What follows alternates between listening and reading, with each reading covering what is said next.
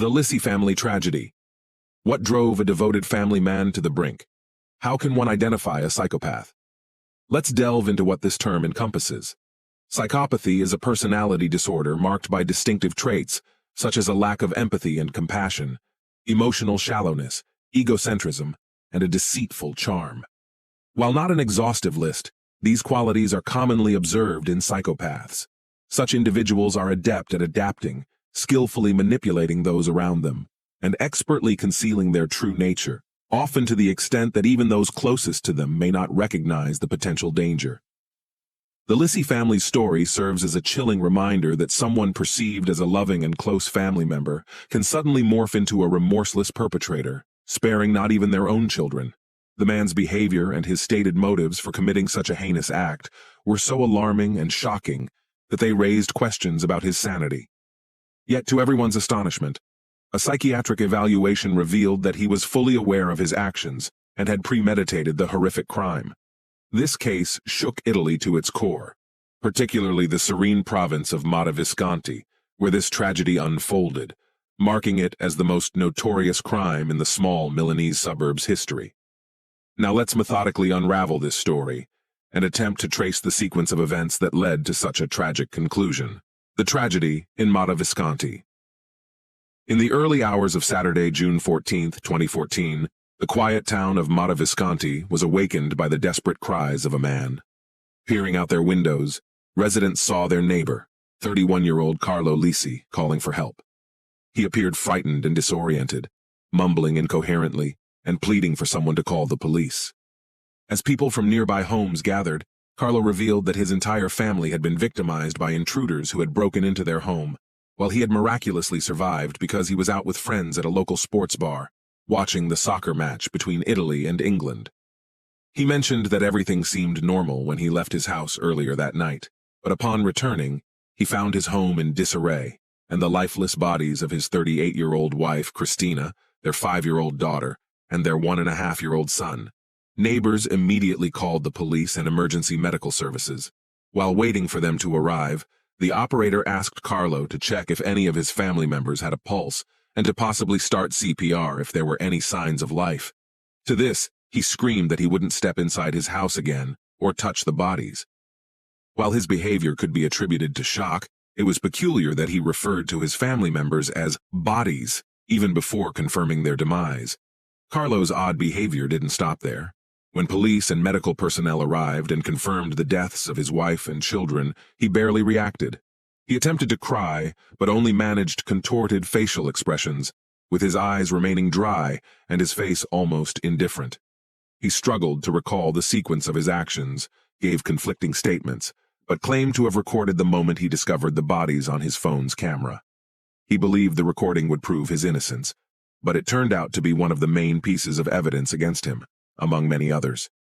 This was the beginning of a high-profile case that was quickly solved.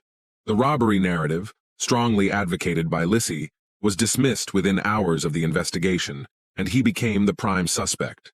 As the police uncovered more physical evidence at the scene of the crime and interacted further with Carlo, doubts about his mental health began to emerge. Who was Cristina Lissy? Let's start this narrative by introducing its main characters. Cristina Lissy, born Cristina Omas, came into the world on September 17, 1975, in the small northern Italian town of Pavia, becoming the eldest child in her family. From a young age, she exhibited a strong-willed, independent, and highly ambitious nature, always marching to the beat of her own drum. She possessed leadership qualities and was constantly striving to excel in whatever she undertook, whether it was her schoolwork, performances in the drama club, or any day-to-day activities. Cristina was someone who always had a wide circle of friends, thanks to her excellent organizational skills and the ability to lead. After finishing high school, she was accepted into a prestigious university in Milan and soon moved out of her parents' home to start an independent life. Despite this, she maintained a close relationship with her family, staying in constant touch, and her parents knew they could always rely on their eldest daughter. At the age of 19, while still attending university, Cristina took a job at a branch of a major Italian insurance company located in Visconti. She quickly earned the respect of her superiors and colleagues, and her career was on a fast track to success. Upon graduation, She had a wide array of opportunities before her. But instead of moving to a big city, Almas chose to stay closer to home in the countryside. By this time, she had already received a promotion at work and assumed a managerial position, becoming a leading specialist in the field of civil insurance. However, even as she grew into an adult and a successful woman, Christina never gave up her youthful passion for theater. She dedicated all her spare time to rehearsals and performing on stage, particularly enjoying musical productions due to her strong voice and impeccable musical ear. In Mata Visconti, she had her admirers and was sometimes even recognized on the streets. Yet Christina's personal life didn't seem to fall into place as smoothly. She had many suitors and occasional romances, but most of the men she encountered seemed frivolous, unreliable, and unsuitable for a serious relationship or family life. She held on to the belief that she would eventually find her true love and achieve happiness. Carlo Lissy, the unassuming psychopath. Carlo Lissy entered the world in the fall of 1982 in the Italian commune of Casarano as the eldest of two sons in his family. The family patriarch held conservative views, was quite strict, and even harsh with his children. Carlo's younger brother quickly became the parents' darling, constantly pampered and protected, while they demanded unquestioning obedience, stellar academic performance, and high achievements from their firstborn. From childhood, Carlo strived to meet his parents' expectations, always acting as instructed. He excelled academically, participated in volleyball, a sport his father chose for him despite Carlo's passion for soccer, and never argued with his father, who often stated that his house operated solely on his rules. It was easy to upset or anger their father, who became terrifying when enraged, so Carlo made it a point never to contradict him, always enviously observing his father's and mother's more affectionate treatment towards his younger brother. As a teenager, Carlo became nervous and withdrawn, dreaming of doing something on his own, yet fearing his father's wrath. His fears, internal struggles, and self-doubt affected his relationships with peers. Carlo had almost no friends at school, where he was seen as an uninteresting nerd, often openly bullied without the ability to defend himself, as his father had crushed his self-esteem and suppressed any desire to assert himself. Over time, Carlo learned to adapt and blend in. He avoided conflicts, tried to merge with the crowd, and was superficially polite and kind, even to those he despised. It seemed Carlo had lost his own emotions, or perhaps never had them, laughing or mourning with others, but his emotional responses always remained shallow because he never truly felt those emotions. Another trait of Carlo was his skill in dodging uncomfortable questions. He wasn't a pathological liar, but knew how to prevaricate and evade with such an impassive demeanor that it seemed he was speaking the truth. People who knew Carlo personally later recalled his diminished capacity for empathy. He could be described as callous and indifferent to the troubles and sorrows of others, including those close to him. After finishing school, Lissy enrolled in a prestigious university's economics faculty, chosen by his father, despite Carlo's disinterest in economics or working with numbers. But his opinion was never sought, and he couldn't challenge his father's decision. Thus, Carlo was accustomed to acting against his own interests just to meet others' expectations. Carlo was quite handsome and knew how to use it to his advantage. His youthful sports activities and regular gym visits in adulthood made him even more attractive. Coupled with some charm and superficial charisma, Carlo could be described as a real looker with a dazzling smile and athletic build. People often admired his looks, leading to excessive self-love and clinical narcissism. Lissy easily initiated flings with women, but was incapable of engaging in serious, long-term relationships. First, he tried to avoid any responsibility. Second, he had no interest in making long-term plans, simply going with the flow. And third, his partners soon realized he was emotionally shallow and devoid of real attachment, leading them often to initiate the breakup. Even after university, the young man continued living with his parents, showing no desire to start an independent life, let alone a family of his own. Meanwhile, he secured a job at a leading IT company in Milan. Carlo earned a good salary and faced broad prospects, but remained dissatisfied with his career. However, his parents were overjoyed, and his father seemed proud of his eldest son for the first time, so Carlo was too afraid to disappoint him, preferring to avoid conflicts and criticism. But soon, a good job and career achievements weren't enough. His parents increasingly pressured him to marry and provide them with grandchildren. Aware of his numerous fleeting affairs and his inability to maintain serious relationships, These discussions often led to arguments at home. As Carlo always tried to avoid confrontations, he assured them he would soon find a wife and start a family. Carlo and Christina Lissy, a love story. Carlo first laid eyes on Christina during her performance in a musical play on stage, where he was utterly captivated by her powerful charisma and stunning vocal talent. Despite his immediate fascination, he lacked the courage to approach her after the show. However, fate intervened a few weeks later when mutual friends introduced them. At the time of their meeting, Carlo was only 23, while Christina had already turned 30. Despite the significant age difference, they quickly developed a romantic relationship. Christina, who had previously focused mainly on her career, found herself unexpectedly wanting to build a family and have children with Carlo. He was handsome, career-oriented, and intelligent. Christina perceived his hesitancy, dependency, noticeable selfishness, and some emotional coldness as traits that could be mended. She took the initiative in their relationship, with Carlo compliantly following her lead. Just a few months into the relationship, Omas introduced Carlo to her family. Christina's parents, however, were not pleased with her choice. They saw her suitor as frivolous, with Christina's mother describing him as a child in a man's body.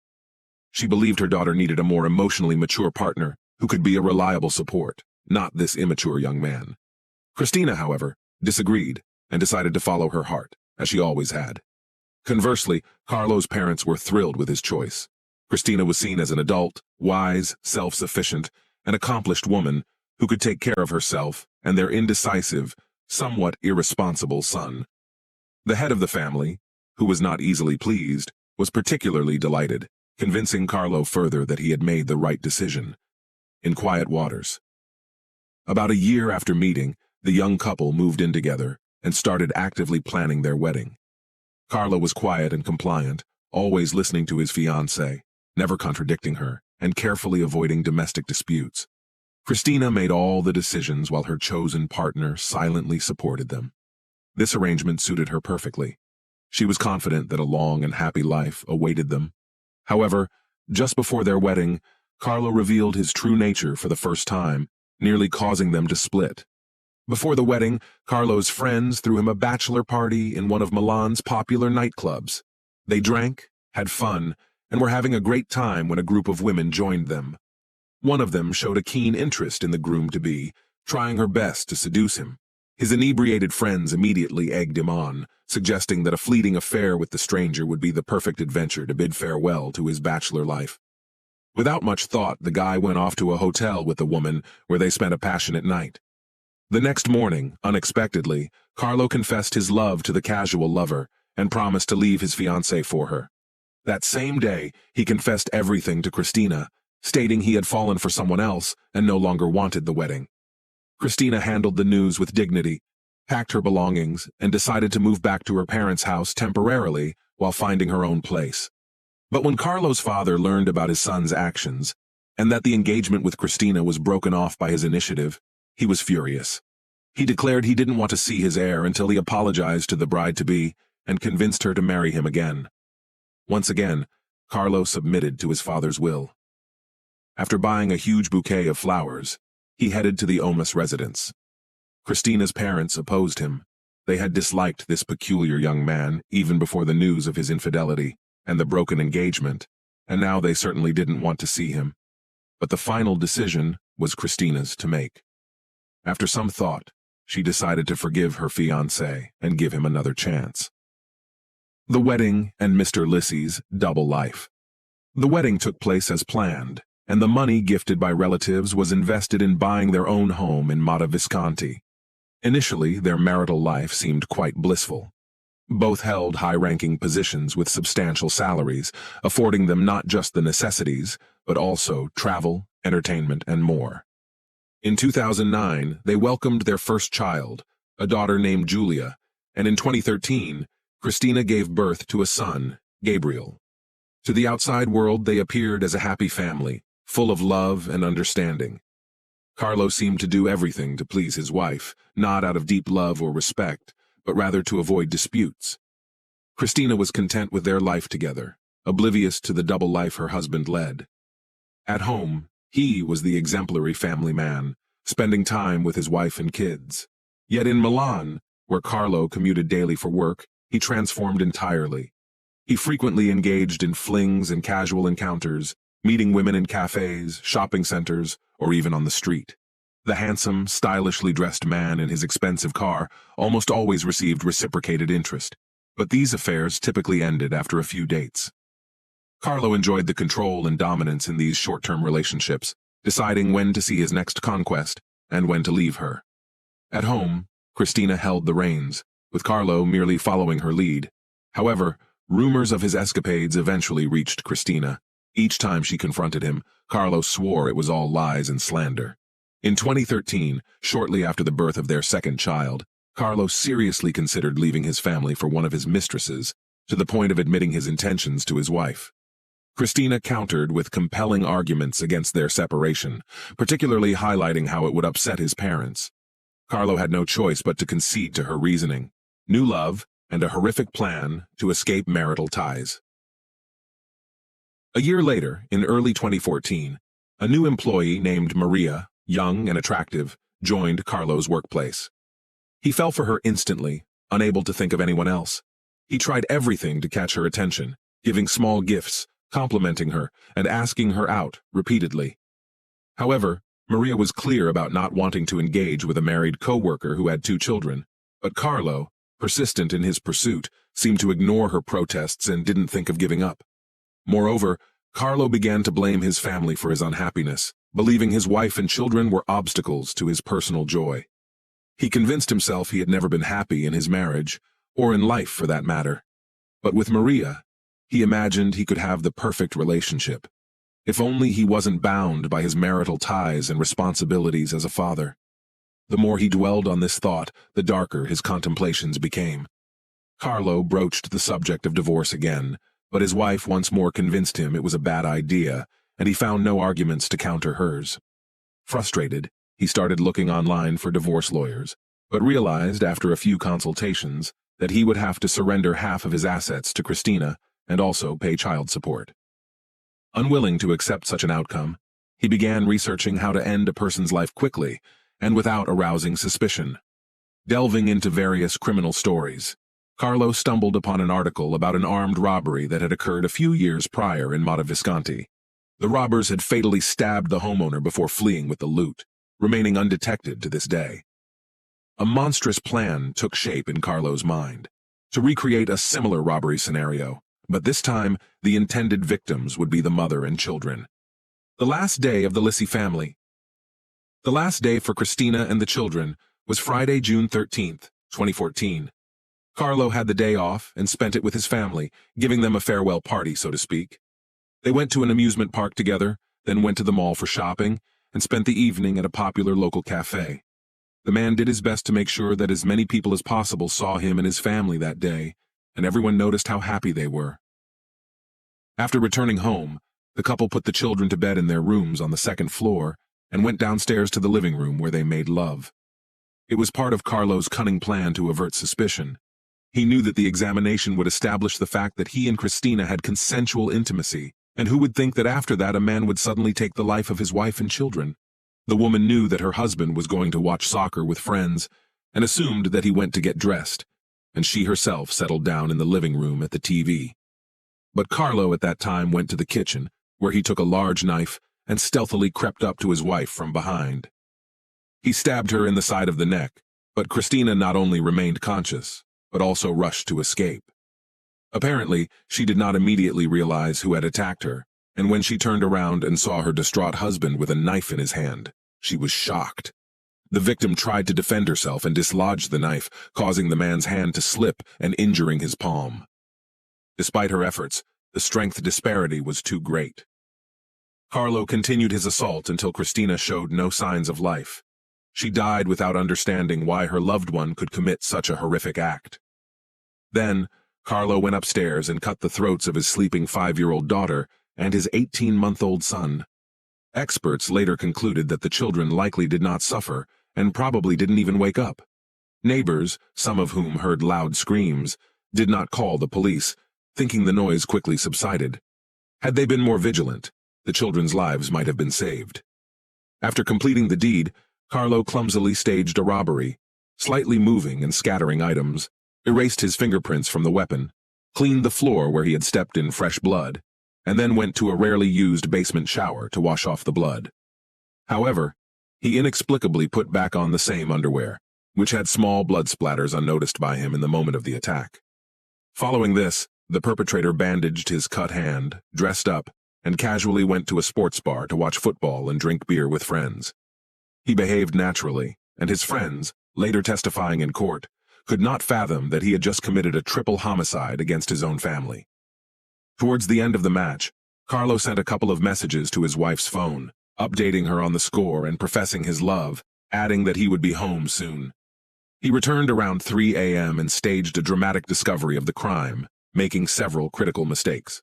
Firstly, he recorded the scene on his phone's camera, intending to create an alibi by pretending to discover the disorder and then the body of his wife, before running outside in panic. His second mistake was failing to turn off the camera, resulting in footage that completely contradicted his alibi and testimony. Investigation and evidence. Carlo's initial claim of a robbery was quickly dismissed in the early hours of the investigation, following the crime scene examination. Doors and windows were intact, indicating that the perpetrator had unrestricted access to the house. Nothing of value, nor anything at all, was missing despite money and Christina's jewelry box being in plain sight. The disorder appeared staged, with items merely toppled or displaced rather than searched through. Most importantly, there was no logical reason for robbers to harm the children sleeping upstairs in their beds. Thus, the case was swiftly reclassified as a deliberate act of ending lives. Carlo, becoming the prime suspect immediately, gave inconsistent statements and couldn't clearly explain the fresh cut on his palm. When he was taken into custody and his clothing was sent for analysis, experts quickly found tiny blood splatters on them. However, Carlo claimed the blood must have come from when he attempted to revive his family members, yet the stains were too small and located on the back of his clothing, suggesting they could only have originated from the knife's motion during the act. Regarding the video Carlo provided to the authorities, it clearly showed that he didn't approach his wife's body to check for a pulse or go upstairs to the children, but ran outside immediately and didn't return. Despite this, he claimed his family was no longer alive, and knew for certain all three were ended with a knife. The discovery of a bloodied cloth in the trash, which the culprit used to clean up, was the final piece of damning evidence. A psychopath, but is he sane? After the man was arrested, all his attempts to feign grief ceased. He became calm and unconcerned, and once in his cell, he simply went to sleep. Carlo felt no guilt or remorse, no pity for his own children or his wife, but he continued to insist on his own innocence, despite the fact that all the evidence was against him. A search history had been reconstructed on the killer's seized laptop, giving the investigation an insight into exactly when Lissy began planning to kill his family. There was now no doubt that it was a premeditated crime, but as yet the motive remained unclear. When the man realized that there was no point in denying, he began to confess, telling how exactly he got rid of his loved ones. But the answer to the main question shocked everyone. Explaining the motives for his action, he said that he could not just divorce Christine, because then they would have to share a lot of jointly acquired property, including the house, cars, and the family bank account, and he was not satisfied with this. In addition, there would be a burden in the form of 2 children who would have to pay child support, and all this, according to Carlo, would interfere with their happy life with Maria, for which, in fact, he decided to commit a crime. About all this, the murderer spoke quite calmly and indifferently. That he is a psychopath, no one has no doubt, but it was unclear whether this man is sane. The psychiatric examination established that Lissy was aware of his actions and fully realized what he was doing, but he did not feel any remorse either at the time of the crime or afterwards. In January 2015, Carlo was sentenced to life in prison. He listened to the judge's verdict indifferently, noting only that he thought so. Sometime later, the man tried to file an appeal, but soon withdrew it himself, saying that it was all useless. Finally, Lissy's father died of a heart attack shortly after his son was convicted and sent to prison. He simply could not accept the fact that he had raised a real monster, devoid of a sense of pity and remorse.